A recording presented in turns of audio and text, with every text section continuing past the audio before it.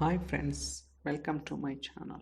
In today's video, we are going to talk about new scenario in DAX.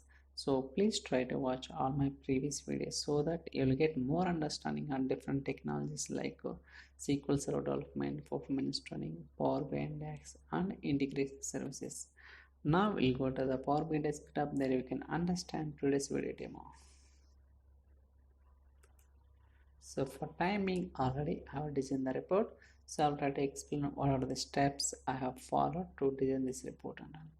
Okay, so now we can see that this is the matrix and this is the two slices. One is top slicer and another one is product name slicer. Okay, so here the requirement is I want to find each product wise what are the regions I will perform well. Okay, I want to understand each product wise what are the top regions and other regions. For example, in the slicer, if I select 3 means I need to display top 3 regions each product wise, and remaining regions I want to display as other regions. So likewise each product wise I need to display. For example, if you see this product, so the top 3 regions and remaining sales I am displaying as a other regions. Okay, for each region I am displaying like that. Okay, so we'll try to do the first experiment. I mean whether it's working or not. Later we can see the what are the logic I have written to get the expected output. Okay, so now first I have created a region table. Okay, so here I have created the region table. So there I have specified the all the regions including other regions also. Okay, first we'll see that. Go to the data table, so regions table. So try to zoom in so that we can see clearly. So here I have used the union function. So for the union function, basically it will accept table as a input parameter. So I'm giving the values of region code and another function, row function. By using that I am passing other regions. Okay, so likewise I'm creating the new table. Again I'm building the relationship between the region table as well as region code table. Okay, we'll try to see that. So scroll down a little bit. Now you can see that. So here see I have established the relationship between the region table as well as geography. Now you can see that. Okay, so based on the region code I have established the relation between the region table as well as geography. So likewise I have created table as well as build the relationship. Now we'll go to the report tab. There we can understand the demo. Okay, so now we understand each product wise we need to display the top region code sales as well as remaining sales we need to display other regions. Now I'll try to see that. So I'm clicking 5. If I click on 5 means I need to display each product wise what are the top 5 region sales as well as the remaining sales I'm displaying as a other regions. Okay, 7 or 10. Okay, so likewise we are displaying based on the selection in the slicer. Even you can select what are the products you want to see that. For example, I'm selecting adjustable rice and AWC logo and classic West LW. So likewise what are the products you want to see that we can select here.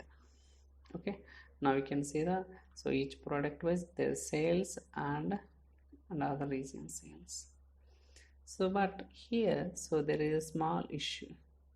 Basically in the slicer I have selected 3, but here in this product I am displaying the 4 regions.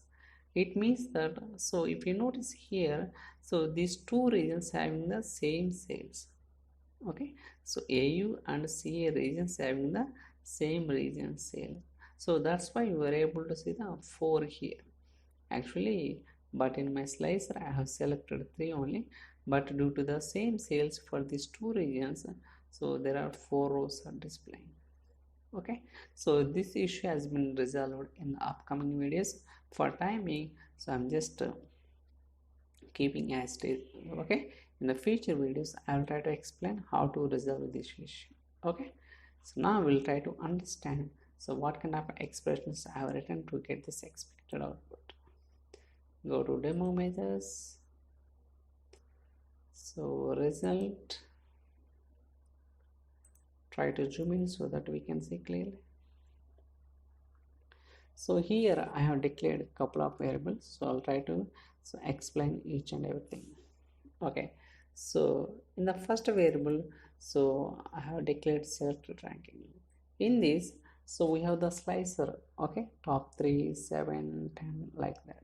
So whatever the slicer we have selected, so that value I'm storing into this variable by using selected value function. And also if we did not select any value in the slicer, I'm trying to take minimum from the table. Okay, what is the minimum table? So 3. Okay, by default whether we select or not, so we are trying to display top 3, each product wise different region sales.